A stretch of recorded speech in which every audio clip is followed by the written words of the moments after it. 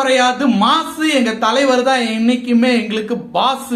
தலைவரோட கூலி வந்து பாத்தீங்கன்னா பரபரப்பா ப்ரமோஷன் வந்து ஸ்டார்ட் பண்ணிட்டாங்க. கிட்டத்தட்ட அப்படியே நெருங்கி போயிட்டு இருக்கு. நிறைய பேர் வயிற்றுச்சல் படுறாங்க. அவங்களுக்காக தான் இந்த வீடியோ. 74 வயசு ஆகுது தலைவருக்கு. தலைவர் வந்து பாத்தீங்கன்னா தமிழ் சினிமால 50 வருஷம் ஆட்சி பண்ணியிருக்காரு. 50 வருஷத்துல 30 வருஷம் சூப்பர் ஸ்டாரா இருக்காரு. இன்னைக்கு வரைக்கும் சூப்பர் ஸ்டாருங்கிற அந்த அரியணையை யாரும் பக்கத்துல கூட நெருங்க முடியல.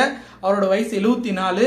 தமிழ் சினிமாவை விட்டுருங்க, இந்திய சினிமாவை விட்டுருங்க, உலக அளவுல நீங்க எடுத்துக்கங்க. 74 வயசுல ஹீரோவா ஏதாவது ஒரு ஹீரோ ஏதாவது ஒரு உலகத்துல எந்த ஒரு மூலையில 74 வயசுல ஹீரோவா நடிக்கிறாரா அப்படிங்கிற தகவல் உங்களுக்கு தெரிஞ்சு அப்படின்னா கண்டிப்பா கமெண்ட்ல சொல்லுங்க. கண்டிப்பா இல்ல, அப்படி யாருமே இல்ல.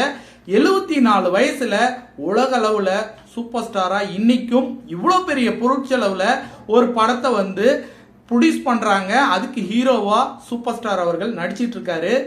அந்த அளவுக்கு உலகத்திலேயே யாருமே இல்லைங்க. அந்த அளவுக்கு பிசினஸ் கொடுக்கக்கூடிய ஹீரோவும் யாருமே இல்லை. 74 வயசுல நீ என்ன பண்ணிட்டு இருப்ப அப்படிங்கறத யோசிச்சு பாருங்க. 74 வயசுல நம்ம என்ன பண்ணிட்டு இருப்போங்கிறதையும் யோசிச்சு பார்க்கணும்.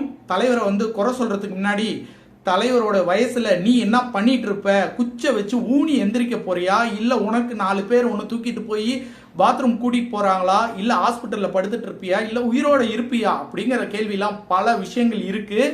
தலைவரை இழிவா பேசுறதும் தலைவரை தவறான முறையில சித்தரிச்சு பேசுறதும் நிறுத்திக்குங்க. தலைவர் பக்கத்துல கூட யாருமே நெருங்க முடியாது. அவருடைய சரித்திரம் வந்து பாத்தீங்க அப்படின்னா மிக பெருசு. அவருடைய வல்லமை வந்து மிக பெருசு. தமிழ் சினிமால வந்து பாத்தீங்கன்னா என்னைக்குமே குறையாத மாசு யாருன்னா என்னைக்குமே நிரந்தர சூப்பர் ஸ்டார் தலைவர் மட்டும்தான்.